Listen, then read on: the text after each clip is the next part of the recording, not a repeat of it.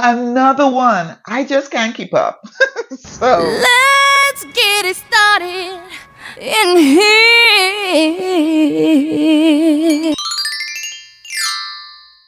oh my gosh, guys, what's really going on? Oh, like Marvin Gaye said, what's going on? Because of all of these releases, you have new releases, you have flanker releases, you have re-releases. Yeah, re-releases, right? Like this one here. Anyways, I want to talk about them because I went and I got my nose on a few of them, and then I also sprayed them on my skin. So this is just not paper testing, and I want to chat with you about them. So let's go ahead and get started. So when I walked into the store, I was intrigued by the display, and I was like, ooh, it's pretty. It looks fruity. The bottle is cute. It's intriguing. Oh, it's Kate Spade. But I decided to not be snooty. And I went and I sprayed it on my skin so I could see what it smelled like. So Cherie by Kate Spade is a fruity floral. It has citrus, musky vibes to it, and it also has a fresh vibe to it. Now on the skin, you're getting all of these notes here. You get the fruity vibes of the mandarin orange, the raspberry, and the red currant, and you do have that sweet pea vibe. Not so much, I would say, perfume. To me, it smelled more like a Victoria's Secret or Bath and Body Works spray. I'm not trying to be hating. I'm just saying that's what it smelled like. Let me know if you tried it and what your thoughts are, okay? They surely know how to get my attention in the stores. I saw this display and I ran over there to get my nose on this fragrance because the pink box, it had me at hello.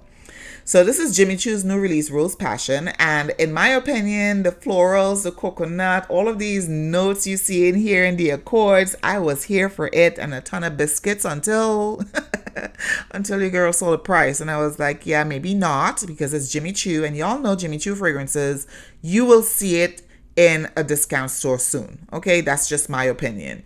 This one here, it smelled really good on the skin. I was really digging the notes. I was really digging the accords.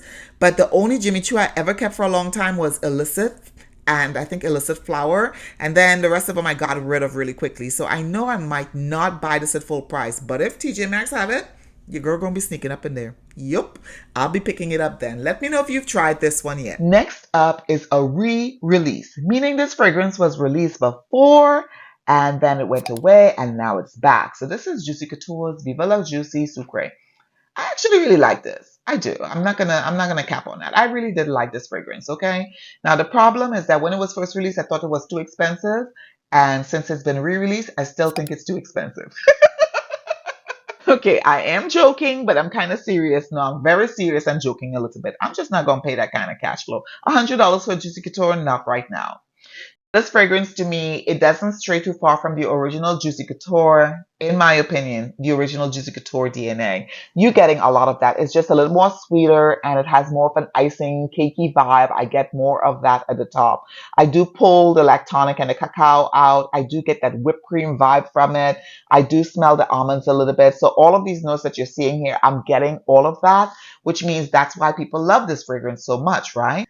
But although I like it, for me, just for me, I really don't think it's worth spending the money on this. This smells like the original Juicy Couture, just a little bit sweeter. Point blank period. In fact, it smells like Juicy Couture and maybe Gold Couture as well. So you already have those DNAs in previously released fragrances. If you hear or notice a sound change, I had to change my mics up, okay? So that's where that's coming from. So the next new fragrance I tried was Angel Elixir, and this is another release by Moogler. This, guys, I was apprehensive primarily because I have a love-hate relationship with angels. There are just way too many notes in this fragrance. The original, they had 25 notes in it, so I was apprehensive to put it on my skin. But when I did, I was liking it initially. So I got the balsamic vibes, I got the yellow florals, I got all of that when I put it on my skin. And I was warming up to this fragrance, especially when the opening hit me, the pink pepper, I got that. The layers are really good. The ylang ylang, the jasmine, I really like the layering vibe of Angel Elixir. Unfortunately, on the dry down for me, it was a no. So let me know if you've tried it and how you feel about this. So then I decided to go a little further and spray it in the air. And then I think I sprayed it on my skin as well. And I walked around the store some more. And I found myself going, this might be one I might pick up. Yeah. So if you're an Angel fan, I think For me, I think this is better than the original. So a few shelves over, they had Dior and they had body products, and I was scooting over them like, wow, okay, let me try this. So I'm looking at it and I'm like, shimmer and scrub, shimmer and scrub. What does that mean to Pam? That means I'm gonna glow. That's what it means. And then I really, reality started setting in, and I was like, wait a minute. Shimmer and scrubs mean all that shimmer is gonna go down the toilet. Yeah, that's a waste of money. Y'all know I'm not about that. And then I looked over and they had also the shimmering gel. So I'm like, well, maybe this would work for me if I tried this. So for me, I want my luxury body care to be enhancing or providing some sort of benefit to my body. I just don't want to have something just to say I have a name brand or a designer body care. That's just kind of how I've been looking at things lately, to be honest with you, okay? So for me, I kind of figured out I wanted something to layer this fragrance with. However, I don't want to have Dior just to say I have Dior in my collection. That doesn't make any sense to me. If you've tried body care from Dior, let me know in the comments what made you purchase it and whether you like it, you love it, or you hate it. I'd love to hear from you down in the comments. Okay, when I saw this bottle, oh my gosh. Well, first of all, the sales associate was running me down to sort of spray me, okay? But secondly, I do appreciate the aesthetic of the designs on these. I do love it. I do. However, it's about the scent for me. It's about how the fragrance is smelling for me. Forget about aesthetics. I want to know how the fragrance is going to smell. And this one, yeah. So before I get into my thoughts when I sprayed it on skin, let's talk about the notes. So it opens up with dewberry and coconut. Then you've got magnolia, jasmine, sambac, and clary sage in the middle. And then in the base you have your blonde woods, your musk, and the patchouli. So on paper it smelled good. Then I sprayed it on my skin and I was taken aback because for the price point, I was expecting, I guess, something different. I was expecting Gorgeous Magnolia to blow me out the water, to just shut me up. But instead, it was all crickets. Gorgeous Magnolia left me unimpressed. I felt that it smelled very similar to a Bath & Body Works or Victoria's Secret perfume. Not that different from those. So for this price point, yeah, it's a no for me. Now, let's talk about this fragrance that stole its name from another brand. Okay, let's call it what it is, but that's okay.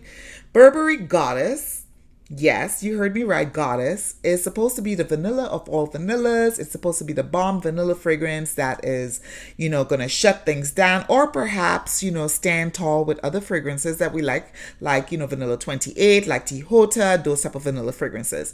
And I had high hopes for this one as well. And to be honest with you, I don't think I was truly disappointed. In fact, I wasn't disappointed. So the notes have notes I like. It has lavender, vanilla, vanilla, vanilla everywhere, cacao and ginger. So it's very simplistic. And what I really like about this fragrance too, Burberry released it where it is refillable. So they're thinking about resourcefulness, and I liked that about the fragrance. In my opinion, right off the bat, I think I liked this fragrance. If I haven't mentioned that before, I think I like this fragrance a lot. I like vanillas, guys, and I like the presentation. Again, I like the resourcefulness of Burberry trying to be like Armani, refillable fragrances, so they're helping the planet out. I am digging all of that. I'm here for all of that and a bag and a pound and whatever else of biscuits. I'm here for all of it. Is it delicious? Yes. Do I like it a lot? Yes. Do I think you need it in your collection? No. This is not a vanilla that was needed. This is just my opinion, okay? Another fragrance that's definitely not needed is Prada Paradoxe Intense. In my opinion, they could have held on to this. In my opinion. Now, yes, it has accords in it that might be a little different from the original. And yes, there's quite a bit of neroli in this one. So it's going to smell different from the Prada Paradoxe, because it's not as floral or as sweet as the original. So there is differences in it, but do you really need it? I think not. That's just Pam's opinion. I mean, you can do what you want. It's your money. I'm not in your pocket. But for me, I don't think it's something that was really needed, especially now. How do you know what's good for me? That's my opinion! Let me know in your comments if you like Prada Paradoxe and whether you're picking this up. Imagine my surprise. I walk into Ulta and I see this new release I was not even tracking. This is Alien Goddess Supra Florale by Moogler. Guys, this is a new release that I don't hear nobody talking about. Now, it's supposed to be different from the other two flankers in that it has more of a desert vibe. That's what they were going for. The other two are more tropical, being it has coconut cream, coconut milk, that type of stuff. This one has no tropicals in it. It has all desert type vibe notes, such as the desert rose in the base and the prickly pear and the cactus flower in the top. So it's supposed to be more of a dry floral vibe. On my skin, Pam's call them BS, okay? My skin said you smell just like the alien goddess. Intense. Let me know if you plan on trying this, if you have it, and how you feel about it. Thank you so very much for hanging out with me today. I really appreciate you spending a little bit of time with me. Right about now, you should see some end cards popping up around me, above or below, or maybe on the sides as well. One will take you to a specific playlist, and the other will take you to a specific video. So click on one of these, or the artwork, and I'll see you in the next video. Bye!